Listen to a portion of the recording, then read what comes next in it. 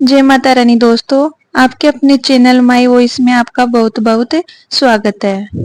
सावन पूर्णिमा का स्नान और दान बहुत ही शुभ माना गया है। भगवान शिव को समर्पित सावन माह के शुक्ल पक्ष की पूर्णिमा को सावन पूर्णिमा का पर्व मनाया जाता है और साथ ही साथ इस दिन रक्षाबंधन का त्योहार भी मनाते हैं। रक्षाबंधन के दिन बहनें अपने भाई की कलाई पर राखी बांधती है और लंबी आयु की कामना करती है। इस बार सावन पूर्णिमा का व्रत और स्नान दान अलग अलग किए जाएंगे क्योंकि पूर्णिमा तिथि 2 दिन पड़ रही है।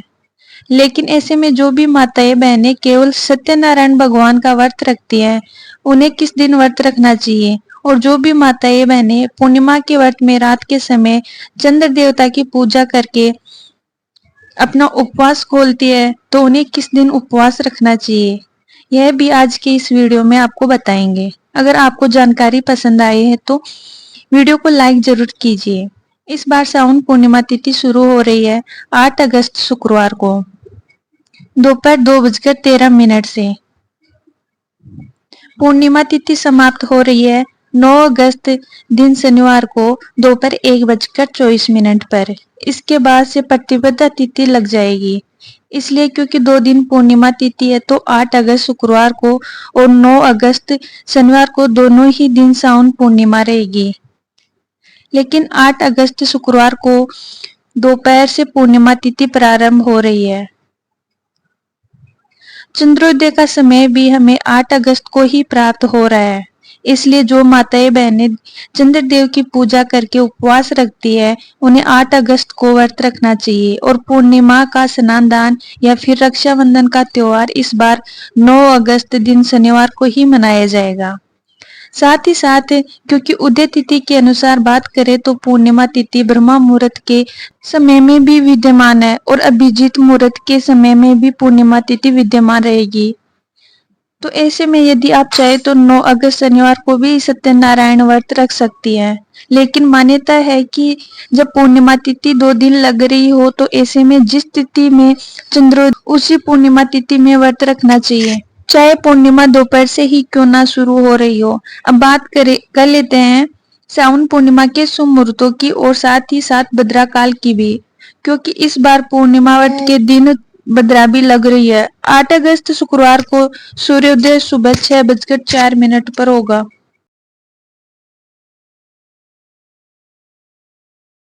और सूर्यास्त होगा शाम 7 बजे। ब्रह्मा मुहूर्त सुबह 4:28 से 5:16 तक रहेगा। ब्रह्मा मुहूर्त से ही सावन पूर्णिमा का व्रत प्रारंभ हो जाएगा और अभिजीत मुहूर्त दोपहर 12:06 से 12:58 तक रहेगा।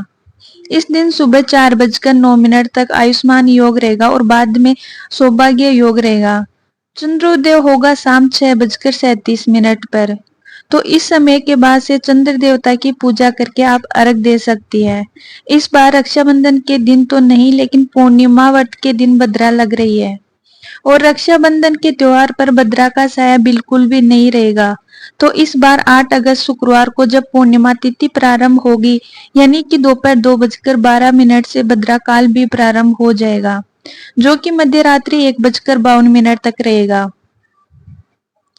इस बार भद्रा का वास पातालोक में रहेगा, इसलिए यह भद्रा धरतीलोक पर बिल्कुल भी अशुभ नहीं रहेगी। तो आप चाहे तो पूजा पाठ हो या उपवास दान पुण्य